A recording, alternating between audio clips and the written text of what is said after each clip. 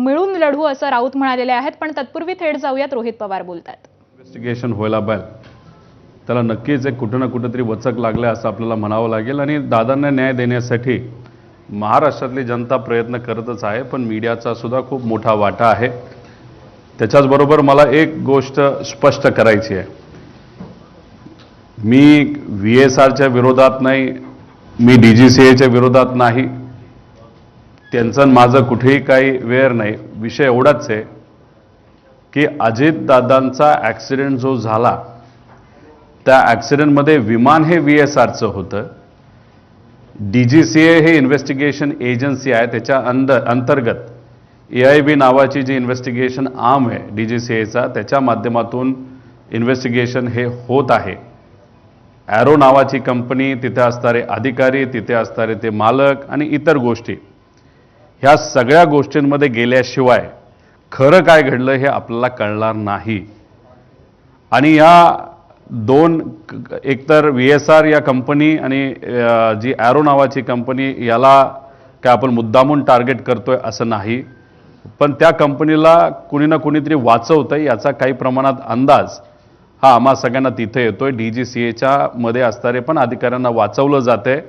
आणि मग वाचवा-वाचवीचा कार्यक्रम काही मोठ्या ताकदवान व्यक्तीच्या मदतीने जर होत असेल, मग अजितदादांचा घात का अपघात ह्याचं जे इन्व्हेस्टिगेशन व्हायला पाहिजे ते योग्य पद्धतीने होणार नाही. आणि ते योग्य पद्धतीने व्हावं यासाठी या सर्व लोकांकडे क्रिमिनल अँगलनी पण आपल्याला बघावं लागेल आणि टेक्निकल अँगलनी सुद्धा बघावं लागेल असं आमच्या सगळ्यांचं मत आहे.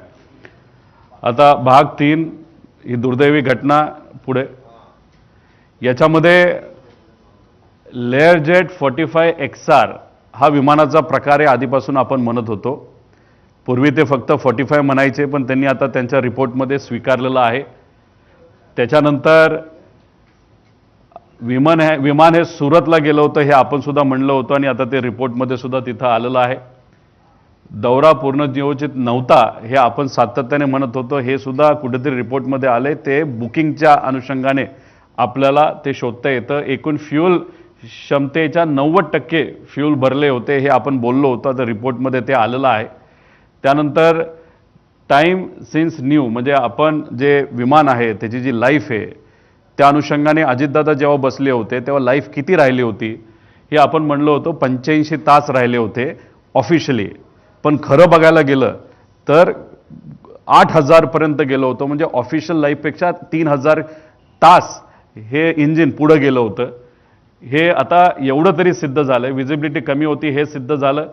29 वर रनवे, 29 वर जे सेफ होता रनवे त्याच्यावर दोनदा मागून सुद्धा नंतर ते कॅन्सल करून 11 वर मुद्दामून पायलटच्या माध्यमातून लँड करण्याचा प्रयत्न त्या ठिकाणी झाला होता, हे सुद्धा सिद्ध होतंय. आणि मुख्य पायलट काहीच बोलत नव्हता, हे तुम्ही ट्रान्सक्रिप्टमध्ये तिथं बघितलं असेल पुढं.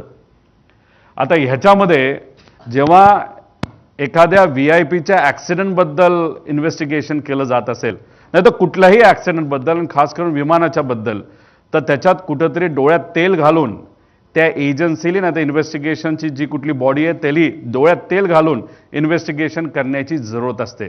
कारण मीडियाचं लक्ष आहे, लोकांचं लक्ष आहे, मोठ्या नेत्यांचं लक्ष आहे.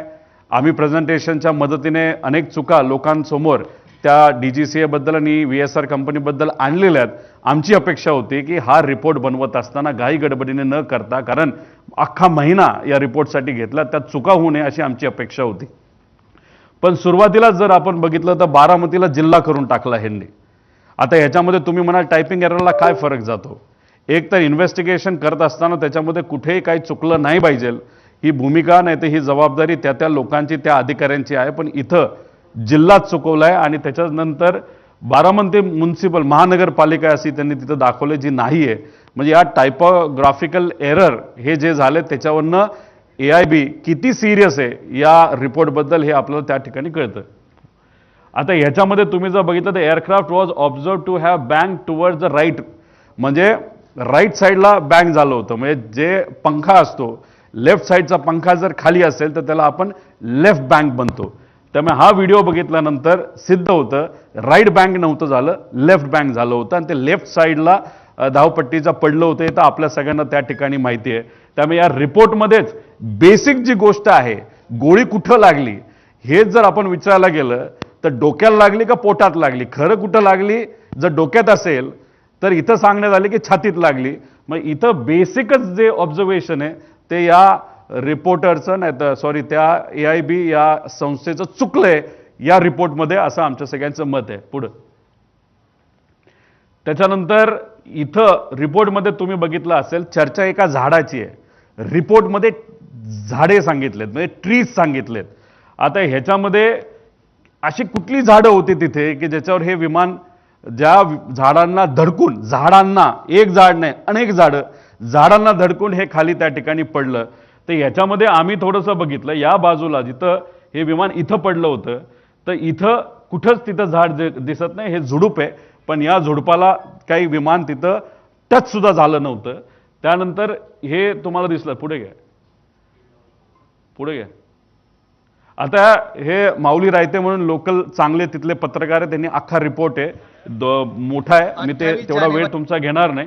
पण याच्यामध्ये आपण जर बघितलं तर हा व्हिडिओ आम्ही काढलाय, तिथे हे झुडपं सोडली पण ही झुडपाची हाईट आणि विमान पडल्याची हाईट ही मॅच त्या ठिकाणी कुठंच होत नाही. त्यामुळे रिपोर्टमध्ये झाडांना